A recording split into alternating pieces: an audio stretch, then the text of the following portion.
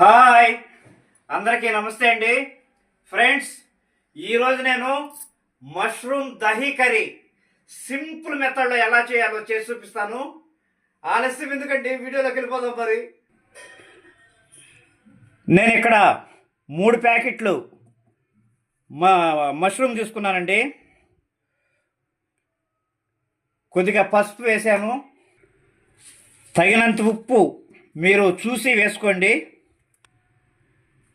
2 స్పూన్లు కారం అయితే నేను వేస్తున్నానండి. 1 స్పూను ధనియాల పొడి అండి.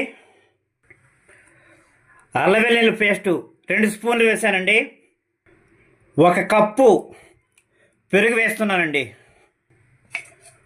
2 టీ స్పూన్లు ఆయిల్ యాడ్ చేస్తున్నానండి. ఇదంతా కూడా కలిపేసుకుందాము. ఈ విధంగా బాగా కలిపేసుకోవాలండి. మొత్తము కలిపి పక్కన పెట్టేసుకొని మనం తిరగమాత అయితే చూసుకుందాం తర్వాత. ఓకే, బాండి వెలిగించుకున్నాను, ఆయిల్ వేస్తున్నానండి. నూనె వేడెక్కింది, తాలింపు గింజలు వేస్తున్నాను.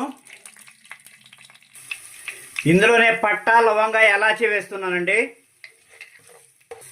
4 ఉల్లిపాయలు సన్నగా తరుక్కున్నాను. 4 పచ్చిమిరపకాయ చీలికలండి. కరివేపాకు వేస్తున్నానండి. 15 జీడిపప్పు పలుకులు కూడా వేస్తున్నాను, తినడానికి బాగుంటుంది. అలాగే కొద్దిగా సోంపు వేస్తాను ఫ్రెండ్స్. మీకు ఇష్టమైతే వేసుకోండి, లేకపోతే డ్రాప్ చేసుకోవచ్చు. ఓకే అండి, 3 టమాటాలు సన్నగా తరుక్కున్నాను. ఇది కూడా వేయించేసుకుందాం. ఓకే అండి, టమాటా వేగిపోయింది. మనం ముందుగా మ్యారినేట్ చేసి పెట్టుకున్నటువంటి పుట్టగొడుగులు వేసేస్తున్నాను.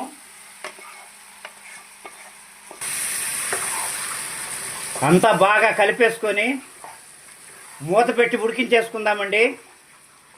వేడి వేడి మష్రూమ్ దహీ కర్రీ సూపర్గా వచ్చేస్తుందండి. ఫ్రెండ్స్, కొత్తవారు ఎవరైనా మన ఛానల్ చూస్తున్నట్లయితే దయచేసి ఛానల్ సబ్స్క్రైబ్ చేయండి, కామెంట్ పెట్టండి. కొంచెం కొత్తిమీర, పుదీనా కూడా వేస్తున్నానండి. కలిపేసుకుందామండి. మూత పెట్టేస్తాను, ఉడికించేసుకుందాం. ఓకే అండి, ఈలోపు మనం గరం మసాలా తయారు చేసుకుందాము. ధనియాలు, కొంచెం చెక్క, లవంగాలు, అనాస పువ్వు, కొద్దిగా సోంపు అన్నీ వేసానండి. ఎలాచి వేయించేసి